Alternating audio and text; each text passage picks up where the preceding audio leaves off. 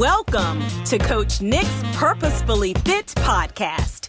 Coach Nick is here to inspire, motivate, and encourage you on your journey toward being purposefully fit.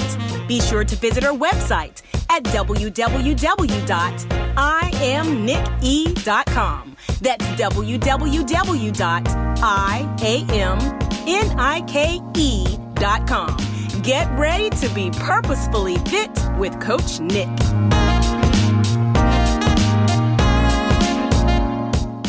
Hey y'all, I know you were wondering how Coach Nick started a whole new series and then ghost us. Well, see, what had happened was summer peeked its beautiful head out in the world and I danced all in its face, okay y'all? After being quarantined for over a year and the world slowly began opening back up, I made it all of my business to spend more time, intentional time with family and friends, and it's been so rewarding. So now I'm back. Y'all stop fussing at me, stop rolling your eyes, I see you, and let's roll, all right? We are going to continue on this series of Journey Back to Self because now more than ever, I see how vital it is to stress the importance of getting back to self, taking care of self, and in some instances, finding yourself for the very first time in a long time. Now, we started the series with rest from being restless. That episode focused on the importance of resting. Look, stop running yourself ragged, trying to do everything for everyone and get somewhere and rest. The last episode was on uncovering deficiencies. That episode focused on allowing God to reveal the deficiencies in your life, not being overly sensitive and getting offended when they are revealed by others, and more importantly, the Holy Spirit. Now, allow me a hot second to insert my transparency moment. While I was starting this series, some of my deficiencies were uncovered. One being lack of time management. Now, don't get me wrong. Professionally, I'm a project management analyst. I'm a coach. I'm an entrepreneur. That's a female business superhero, but that's a whole nother podcast. A mother of 3, a wife, and a whole bunch of other stuff. However, I have been living with deficiencies and God was not pleased, okay? He showed me that I would not be able to successfully walk in my new season if I didn't make some changes. So these last couple of months, while I've been quiet with the podcast, I've been reading books, doing devotions on time management, bad habits, creating new habits, and the list goes on. Part of my journey the last couple of months has been decluttering my life so I can get right, y'all. I needed to get my life, all right? And trust me, I have not arrived, okay? A miracle did not happen in the last couple of months. However, I am getting better with my time. Now we are here, landed at episode 3, the discomfort of the comfort zone. Now, I know you're wondering, how can the comfort zone be uncomfortable? Well, it's actually not that it can be uncomfortable. That's actually part of the problem. Today, we're going to talk about how the comfort zone can cause discomfort towards your purpose. Now, don't leave. Don't turn the podcast off until you hear what I had to hear, all right? When I tell you this series has been kicking my hind parts, okay? I mean, kicking it. But it's necessary. I need it, and I'm confident you need it too. What is the comfort zone? Well, I think it was like a club or something, but no, for real.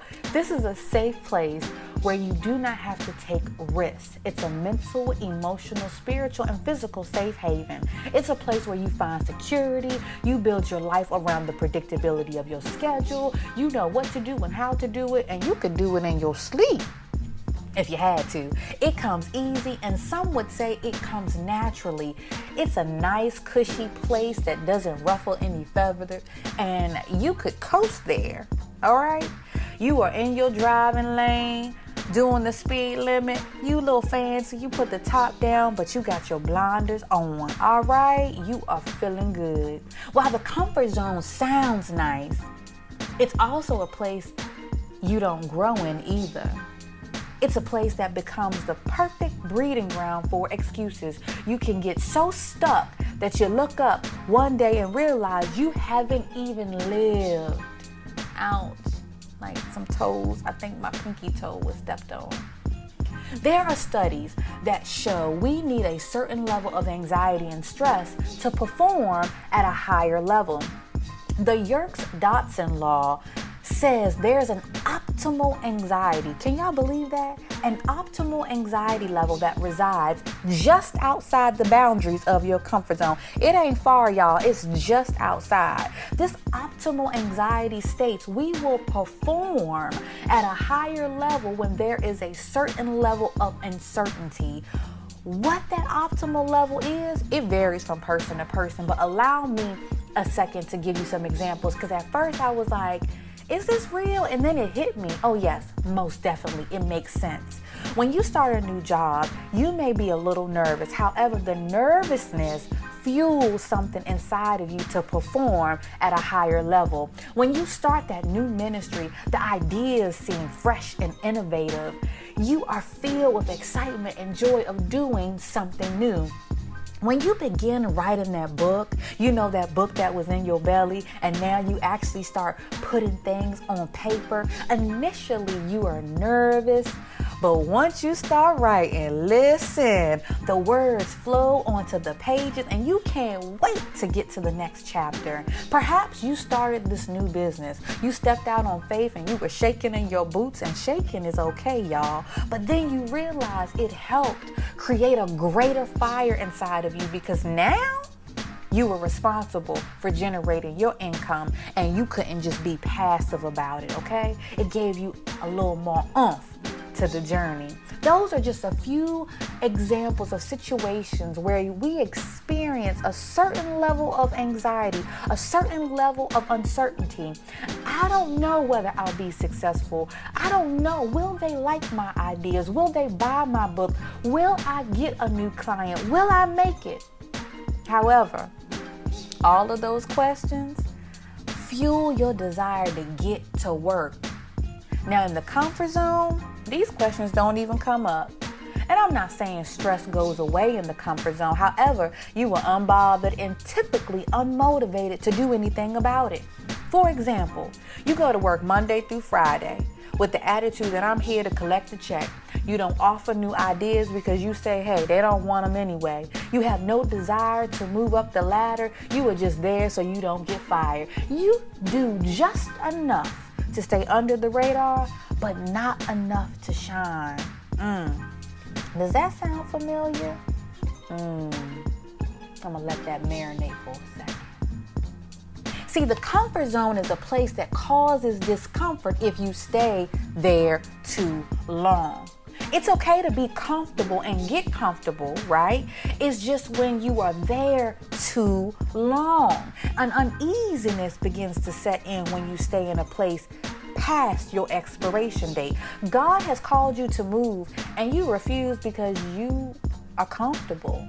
It feels good. It comes easy. It's where you have grown complacent. You don't have no complaints.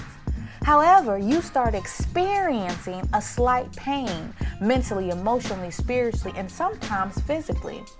That nagging pit in your stomach, when God gave you a vision for greater, but you settled due to fear and complacency, oh, listen, that thing will not subside until you move beyond the comfort zone.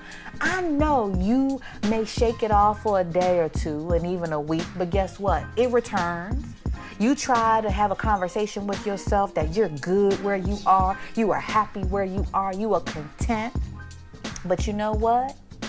You weren't created to sit in a place and just pass the time away. You weren't designed to sit on that 9 to 5 and never advance. You were not created to sit on that ministry for all them years and never give an idea or take a risk. And you were not created to bury all of the innovation underneath a mountain of fear because it's easier to be quiet.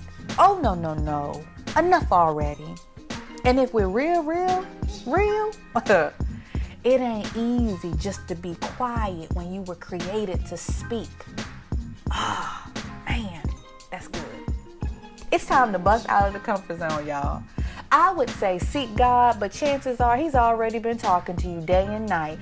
you have just been ignoring him. If you are going to experience pressure anyway, because we experience pressure anyway, it might as well be to fuel your next step into your destiny, all right? Don't suffer in the comfort zone. Don't settle in the comfort zone. Use the discomfort you are feeling to push you to the optimal level of anxiety and help increase your motivation.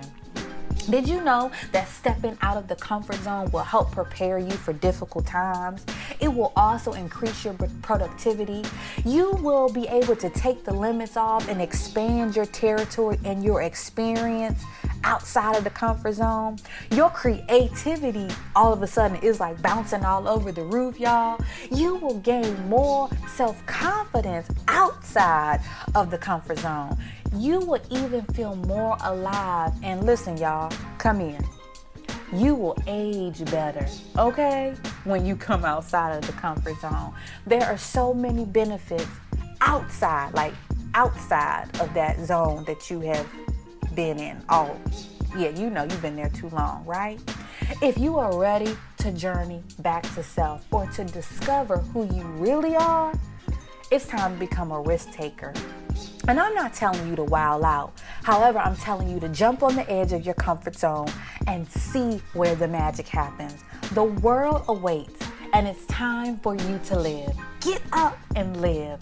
I'm ready. Are you? Let's go. God bless.